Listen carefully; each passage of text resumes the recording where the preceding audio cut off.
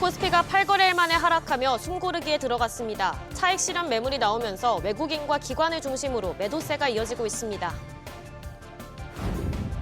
트럼프 대통령이 자동차와 반도체 등에 대한 관세를 한 달 안에 발표할 거라고 밝혔습니다. 당초 자동차 관세를 4월 2일쯤에 내놓을 거라고 밝혔는데 더 빨리 발표될 가능성을 시사한 겁니다. 2월 소비 심리가 3년 8개월 만에 최대 폭으로 개선됐습니다.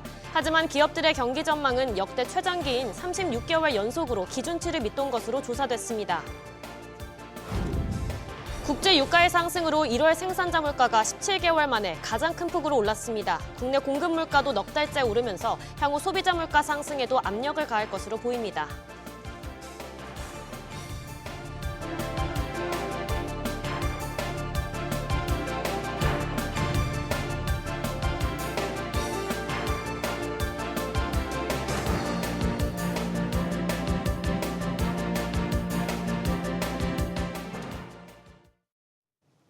여러분 안녕하십니까? 뉴스 시작합니다. 7거래일 연속으로 상승했던 코스피가 오늘은 하락 출발했습니다. 차익 실현 매물이 나오면서 하방 압력을 받는 모습인데요. 자세한 내용 취재기자 연결해 알아봅니다. 이한나 기자. 네, 이한나입니다. 오전 금융시장 상황 어떻습니까? 네, 코스피는 11시 20분 기준 어제보다 0.04% 내린 2,650에 거래되고 있습니다. 유가증권 시장에서 외국인과 기관이 각각 1,800억 원, 2,000억 원 매도 우위로 지수에 하방 압력을 가하고 있습니다. 특히 미국의 수입차 관세가 4월보다 일찍 발표될 수 있다는 소식이 전해진 가운데 현대차, 기아 등 자동차주가 약세입니다. 반면 중국이 이르면 5월 한한령을 해제할 수 있다는 소식에 엔터와 화장품, 여행업종은 강세입니다. 같은 시간 코스닥도 외국인과 기관이 매도 우위를 보이면서 전장보다 0.29% 내린 776에서 거래되고 있습니다. 원달러 환율은 전장보다 3원 10전 오른 1,441원 60전에 출발해 1,440원에 거래되고 있습니다. 간밤 뉴욕 증시는 어땠나요? 네, 뉴욕 증시는 다우존스 0.16%, 나스닥 0.07% 소폭 상승했습니다. 특히 S&P 500 지수는 0.24% 오르면서 이틀 연속 사상 최고치를 경신했습니다. 지난달 연방공개시장위원회 FOMC 의사록이 발표되면서 연준 위원들의 매파적 발언이 확인됐음에도 상승 마감한 건데요. 의사록에 따르면 대부분의 위원은 높은 불확실성으로 통화정책 기조의 추가 조정을 신중하게 고려해야 한다며 연방기금금리 목표 범위 조정에 앞서 디스인플레이션 증거를 추가로 확인해야 한다고 진단했습니다. 또 향후 무역정책 변화가 인플레이션 압력을 다시 키울 수 있다며 글로벌 경제 상황이 여전히 하고 미국 경제가 영향을 받을 수 있다고 내다봤습니다. SBS 미즈 이한나입니다. 계속된 물가 상승으로 우리 살림살이가 점점 팍팍해지고 있는데요. 꺾이지 않는 고환율과 고유가에 생산자 물가가 크게 뛰었습니다. 상승폭이 무려 17개월 만에 최대 수준인데요. 지웅배 기자. 네, 지웅배입니다. 우선 생산자 물가가 얼마나 뛴 건가요? 네, 한국은행이 오늘 발표한 자료에 따르면 지난달 생산자 물가 지수는 직전 달보다 0.6% 오른 120.18로 집계됐는데요. 이에 지난해 11월부터 석 달째 상승 흐름이 이어지고 있습니다. 특히 상승폭으로는 2023년 8월 이후 17개월 만에 최대입니다. 분류별로 보면 농림수산품이 4% 뛰며 물가를 자극했습니다. 그중 농산물은 출하물량 감소로 8% 가까이 급등했습니다. 공산품 중에선 국제유가 등 원재료 가격 상승에 석탄 및 석유 제품이 4% 올랐고요. 개별 품목에선 딸기가 절반 넘게, 귤이 30% 가까이 치솟았습니다. 경유와 휘발유도 7.7%, 5.6%씩 상승했습니다. 이렇게 물가가 계속 오르는 원인이 뭔가요? 네, 아무래도 여전히 불안한 환율과 지난달 급등한 국제유가 영향인데요. 하는 관계자는 국제유가 상승 등 영향으로 석탄 및 석유 제품 등 공산품 가격이 상승하고 농림수산품과 서비스도 오르면서 생산자 물가가 올랐다고 설명했습니다. 유가에 영향을 크게 받는 공산품이 물가 비중의 절반 가까이를 차지하고 있습니다. 이번에 상승폭이 커진 생산자 물가와 달리 여기에 수입 물가까지 더해진 공급자 물가 지수를 보면 환율의 영향도 잘 드러나는데요. 직전 달 대비 상승률이 석 달째 0.6%를 넘기면서 환율이 물가를 자극하고 있음을 알 수 있습니다.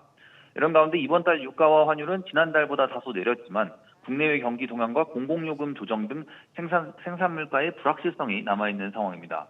SBS 비즈 지웅배입니다. 계속된 물가 상승으로 걱정이 이만저만이 아닌데요. 그러나 이달 소비자 심리지수는 3년 8개월 만에 가장 큰 폭으로 개선됐습니다.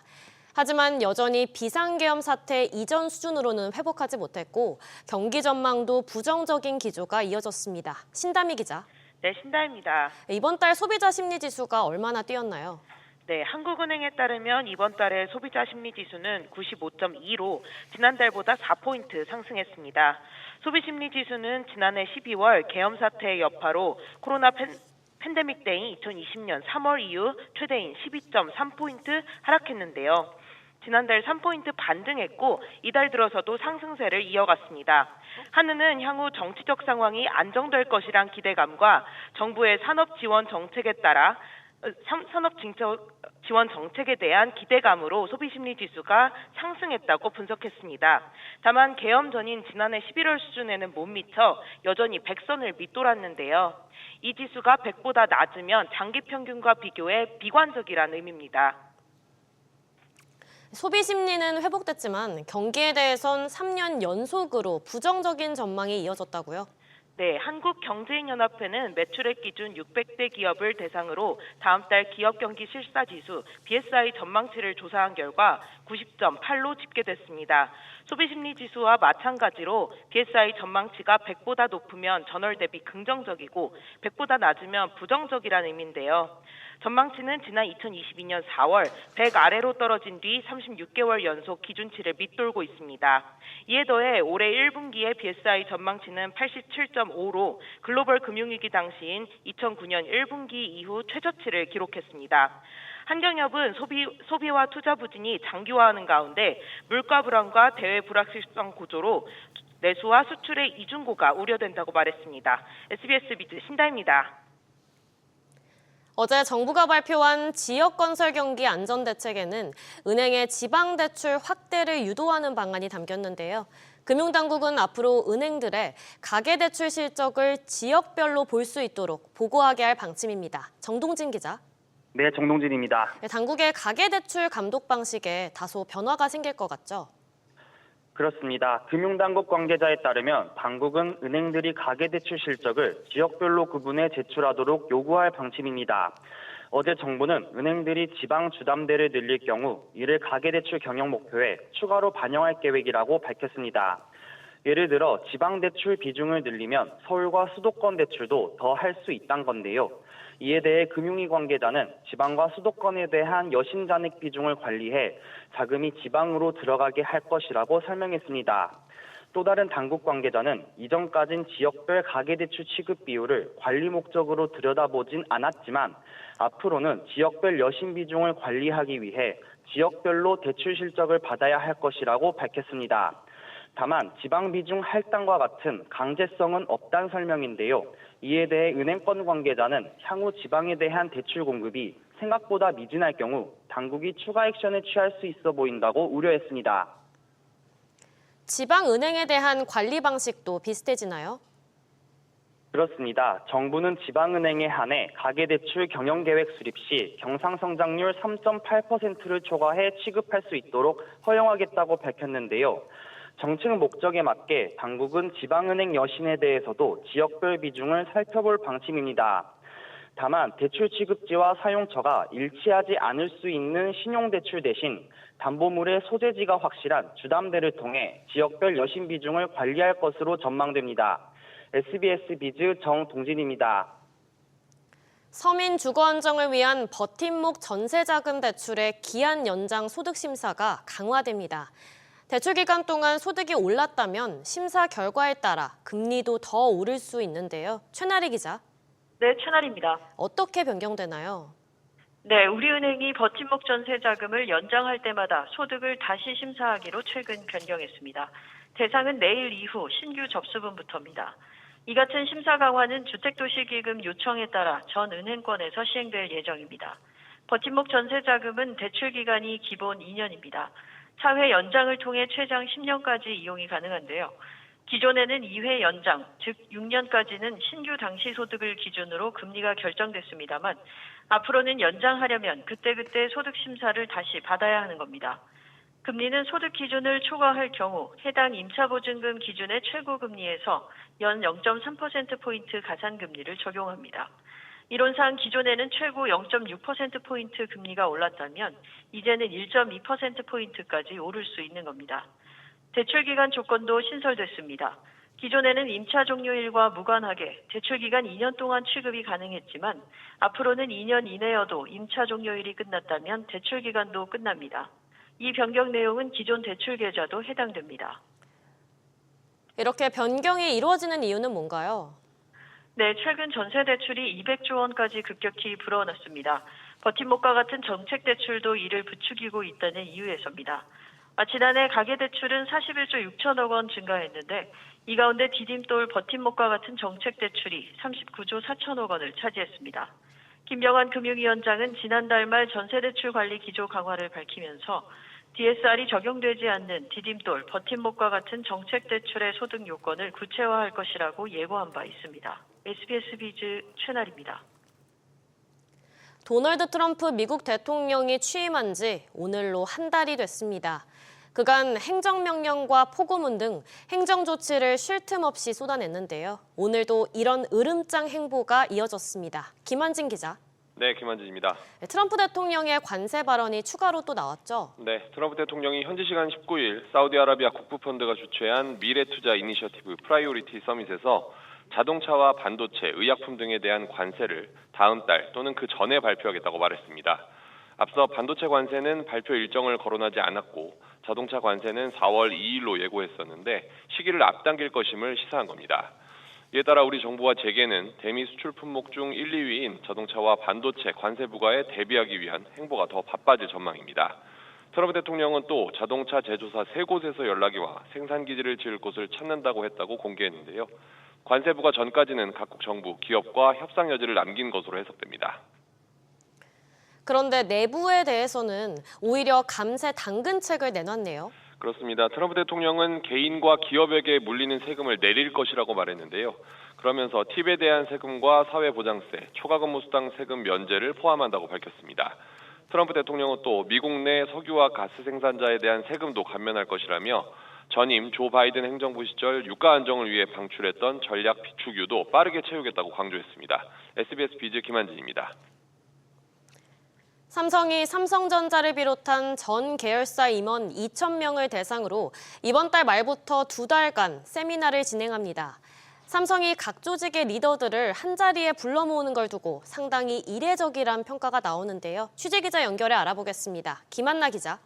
네, 김한나입니다. 삼성이 전 계열사 임원들을 소집한다고요? 네, 그렇습니다. 삼성이 전 계열사의 부사장 이하 임원 2천여 명을 대상으로 2월 말부터 4월까지 삼성다운 복원을 위한 가치교육을 실시합니다.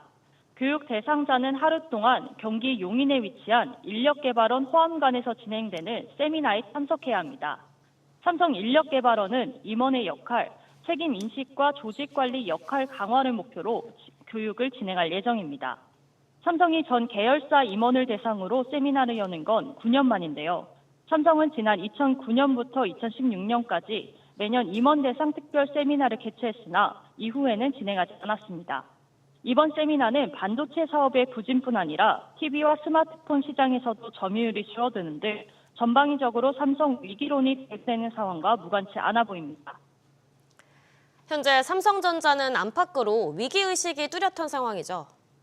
네, 그렇습니다. 삼성전자 사업부별 시장 점유율을 살펴보면 계속해서 입지가 좁아지고 있습니다.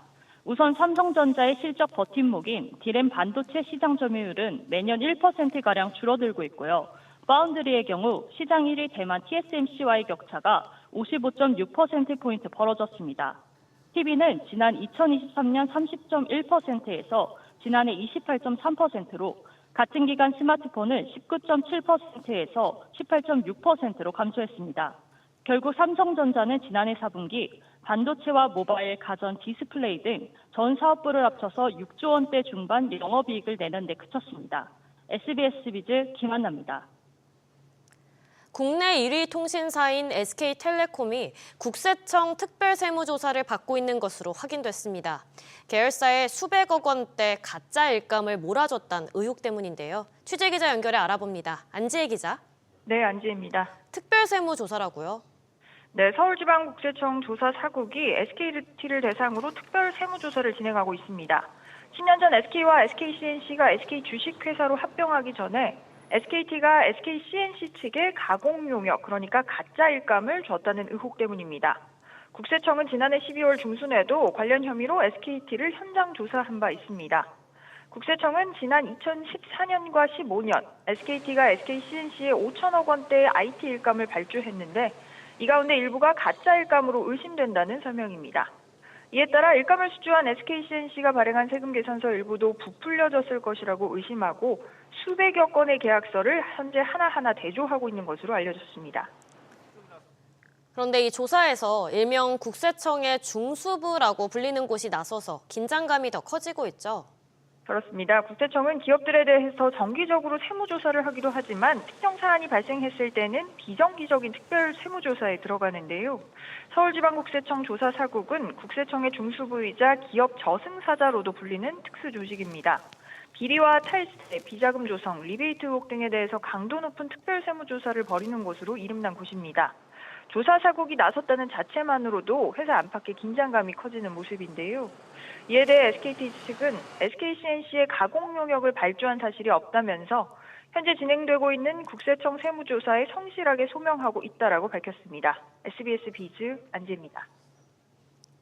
K원전에 대한 세계의 관심이 뜨거운 가운데 정작 업계에선 한국전력공사와 한국수력원자력이 해외 원전의 수주를 놓고 주도권 싸움을 벌이고 있습니다. 10년간 이어져 온 갈등이 수습은커녕 되려 커지는 모습인데요. 자세한 내용 취재기자 연결합니다. 박연신 기자. 네, 박연신입니다. 현재 한전과 한수원이 어떤 갈등을 겪고 있죠?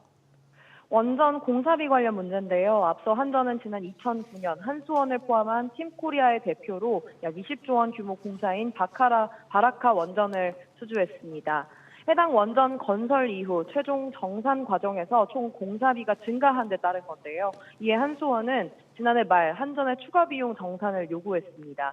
해당 비용은 10억 달러, 우리 돈으로 약 1조 4천억 원이 넘는 것으로 알려졌는데요. 이에 대해 김동철 한전 사장은 한수원이 이의를 제기한 데 대해 매우 유감이라며 공사비를 받을 것이 있다면 발주처인 아랍에미리트에 요청하고 협상이나 중재로 받아내야 한다고 입장을 밝혔습니다. 원전 수출을 놓고 집안 싸움을 이어가는 모습인데 정부는 현재 어떤 입장인가요? 안덕근 산업통상자원부 장관은 조만간 관련 연구 용역을 진행해 원전 수출 문제를 해결하겠다고 밝혔는데요. 안 장관은 어제 열린 국회 산업통상자원 전체 회의에서 거버넌스 개편 문제에 대해 상당히 고민하고 있고 다양한 대안을 모색 중이라고 말했습니다. 현재 원전 수출 체계는 한전과 한전의 100% 자회사인 한수원으로 이분화돼 있는데 이를 개편하는 방안을 검토하겠다는 겁니다. 지난 10년 동안 두 기관의 원전 수출 주도권 다툼으로 원전 사업 수주전에 부정적인 영향을 미칠 수 있다는 우려가 나오는 이유에서입니다. SBS 비즈 박연신입니다. 쿠팡이 알고리즘을 조작해 자사 상품에 특혜를 줬다는 의혹으로 공정거래위원회로부터 받은 시정명령의 효력 중지가 확정됐습니다. 우선 쿠팡은 한숨을 돌리게 됐는데요.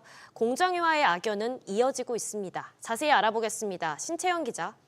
네, 신채원입니다. 시정명령 집행정지와 관련해서 대법원 결론이 나왔다고요? 네, 대법원은 지난 7일 공정위의 재항고를 기각하고 2심 재판부의 판단대로 쿠팡에 대한 시정 명령을 중지하라고 판결했습니다. 앞서 쿠팡이 공정위를 상대로 제기한 행정소송 2심 재판부는 시정 명령과 1,600억 원대 과징금 처분 가운데 시정 명령에 대해선 효력 정지 판단을 내렸습니다. 다만 2심은 과징금 납부 명령에 대해선 공정위에 손을 들어줘 쿠팡은 과징금을 분납하고 있습니다. 공정위는 지난해 8월 쿠팡이 알고리즘을 조작해 직매입과 PB 상품 등 자사상품 순위를 부당하게 높이고 임직원을 동원해 PB 상품 후기를 늘렸다며 시정명령과 과징금 처분을 내렸습니다. 해당 사안에 대해 이번 집행정지건 외에 본안소송 2심이 진행 중입니다. 또 최근에는 판매 대금 정산 지연 혐의로 공정위가 쿠팡 제재에 돌입했죠. 네, 쿠팡이 입점 업체들에게 판매 대금을 늦게 정산해주면서도 지연 이자를 지급하지 않았다는 혐의입니다. 공정위는 지난달 대규모 유통업법 위반 혐의와 관련한 조사를 마치고 제재 의견을 담은 심사 보고서를 쿠팡에 보냈습니다. 지급하지 않은 지연이자는 수억 원대로 전해집니다. 이와 함께 공정위는 쿠팡이 고객의 멤버십 해지를 방해하고 눈속임으로 가격을 올렸다는 의혹에 대한 제재도 검토하고 있습니다. SBS 비즈 신채원입니다. 여야가 국민연금 개혁 논의를 다시 시작했습니다. 관건은 국민이 받게 되는 연금의 수준을 얼마로 맞추냐인데요. 국회에 취재기자 나가 있습니다. 김기송 기자. 네, 김기송입니다. 논의가 잘 진행되고 있습니까? 네, 아직 연금 개혁에 대한 논의까지는 이르지 못했습니다. 오늘 중으로 개정안 논의를 하는데 합의안을 만들 가능성이 높아 보이지는 않습니다. 모수 개혁 중에서 보험료율, 그러니까 내는 돈에 대해서는 여야가 13%까지 올리는 데 갈등이 없는데 소득 대체율 얼마나 받을 것이냐에 대해선 평행선을 긋고 있습니다. 더불어민주당은 21대 국회 막바지에 거론됐던 소득 대체율 43에서 45% 인상안을 꺼냈고요. 국민의힘은 미래 세대에 불리하게 제시된 44% 수준의 소득 대체율은 개혁의 취지를 무색해 한다고 주장하고 있습니다. 이견을 보였던 사안에서 합의점을 찾을 수 있을지가 관건입니다. 또 오후에는 국정협의회가 열리죠? 네, 그렇습니다. 정부까지 모이는 이 자리에서도 국민연금이 협의 테이블에 올라올 것으로 보이는데요. 여야 대표가 마주하는 만큼 협상 단판 가능성도 있습니다. 만일 국정협의회에서도 의견차를 좁히지 못한다면 민주당이 상임위에서 단독으로 연금법 개정안을 처리할 것으로 예상됩니다. 복지위는 위원장이 박주민 더불어민주당 의원일 뿐 아니라 야당이 다수 의석을 점하고 있어서입니다. SBS 비즈 김기소입니다. 고령화의 속도가 붙으면서 노인의 장기 요양 급여 규모가 5년 사이에 2배나 급증했습니다. 그만큼 부당 청구 사례도 늘고 있어서 재정 부담은 더 커지고 있습니다. 이정민 기자. 네, 이정민입니다. 요양급여 규모가 얼마로 늘어난 겁니까? 네, 국민건강보험공단에 따르면 지난해 장기요양급여 비용 가운데 공단 부담금은 14조 7,675억 원이었습니다. 2019년 7조 7천억 원이었던 게 불과 5년 만에 91%, 2배 가까이 급증한 겁니다. 돌봄이 필요한 고령 환자는 건강보험 내 장기요양급여를 통해 집이나 시설에서 목욕, 간호와 같은 급여 서비스를 지원받을 수 있는데요. 고령 인구가 늘면서 급여 규모가 매년 1조 5천억 원씩 불어나고 있습니다. 급여 종류별로 보면 집에서 이용하는 재가급여가 9조 2천억 원 규모로 5년 사이 111% 늘었고 요양시설 이용급여도 5조 5천억 원으로 63% 정도 증가했습니다.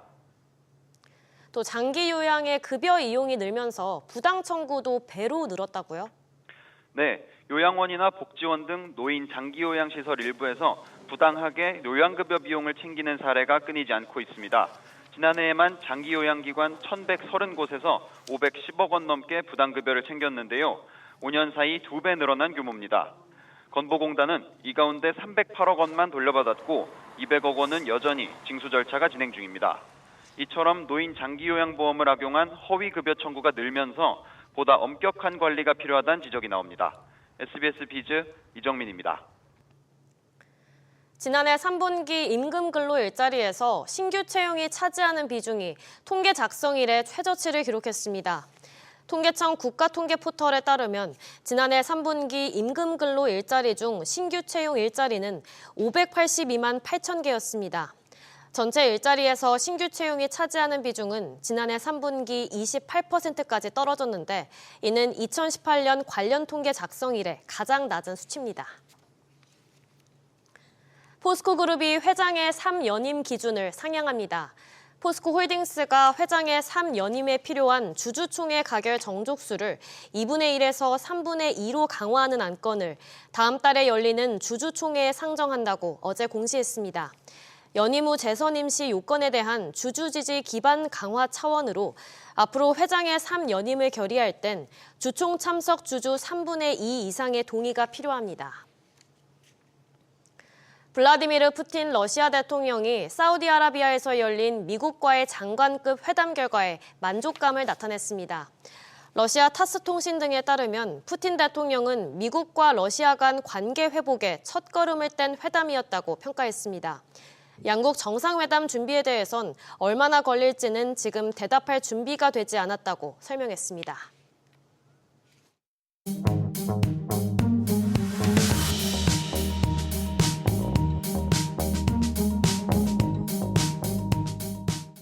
안녕하세요. K웨더 공기지능센터에서 전해드리는 대기오염 예보입니다. 북서쪽에서 찬 공기가 내려오면서 전국 공기질은 깨끗합니다. 현재 전국 먼지 농도 좋음에서 보통 수준을 보이고 있습니다. 서울도 전 지역 대기질 쾌적한 가운데 행당 1동과 2동, 응봉동의 먼지 농도가 가장 낮습니다.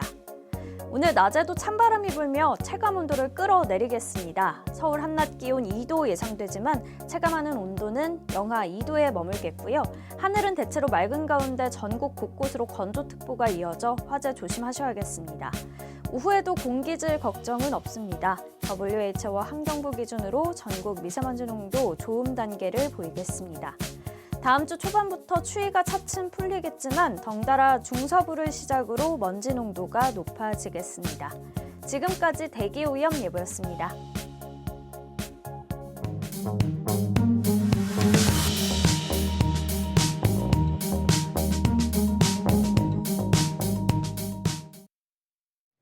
뉴스 마치겠습니다. 시청해주셔서 고맙습니다.